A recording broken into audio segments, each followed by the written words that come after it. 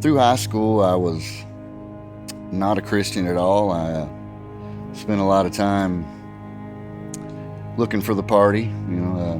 Got introduced to drugs and alcohol, and that's pretty much what it was about. I was interested in the buzz, and I never really gave God or Christianity any kind of thought. I really kind of make fun of the Christians at school, and was sort of ignorant and arrogant, I guess, to the whole thing.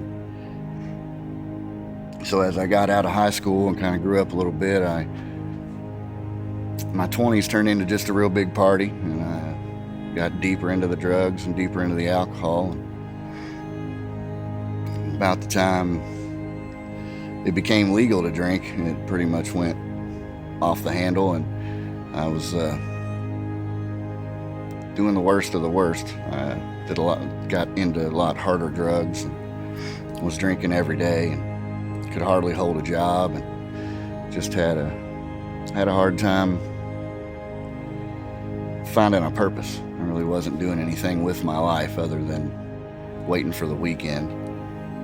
Any money I could come across just went straight into the bottle, and I would just lay around sort of hating my life and wishing that there was a way out. I could pay my rent, but I would put my bills secondary, so I spent a lot of time without electricity. I would read books by candlelight. It was kind of my entertainment. I had no TV or things there for weeks at a time, and it was cold. I was wrapped up in layers just because money was more about buying the alcohol and not paying the bills. When it came to the point where I knew rent wasn't going to get paid this month, and soon the landlord was going to come a knocking, my plan was for them to come get me out. I wasn't going to move willingly. I wasn't going to pack my stuff and go.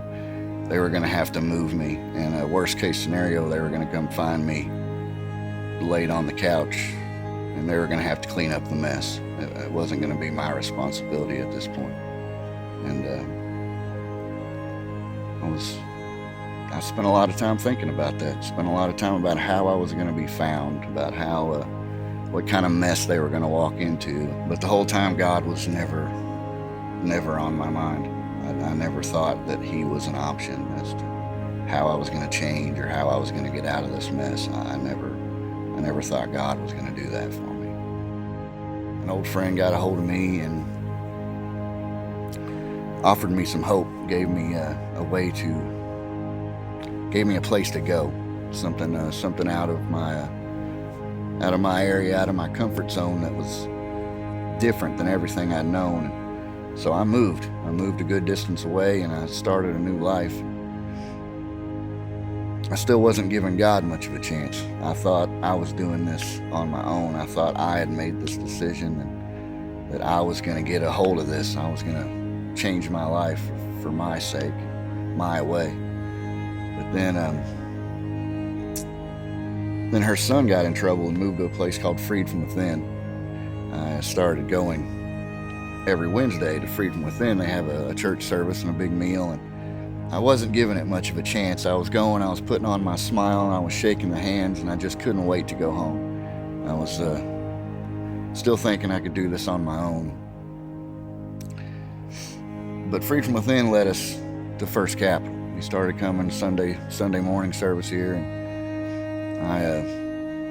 I was really getting a lot of church all at once, going from no church at all to twice a week. And several months in, I remember during communion, I was passing the tray, and I had my cup and my bread, and I'm sitting there and my head bowed. And I said a little prayer like, how come I don't get this? How come I'm not feeling what everybody else is feeling? At that time, I kind of felt a presence, like when you're in the dark and you can't see your hand in front of your face, but you can tell there's someone else in the room. I could feel this presence on me, and it scared me so much that I had to open my eyes because I thought somebody was in my space. But after that, coming to church got a lot easier. It wasn't long after that I asked if I could be baptized. Jesus had been there the whole time.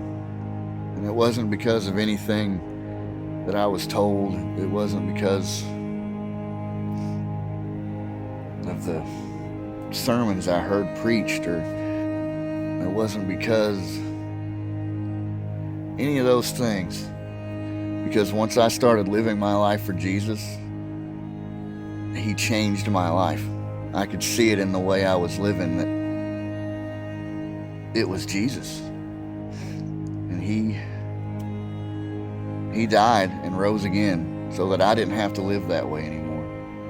It was Him coming back from the grave that saved me from living a life that was leading me to the grave. And it was because what He had done for me proves He is who He says He is.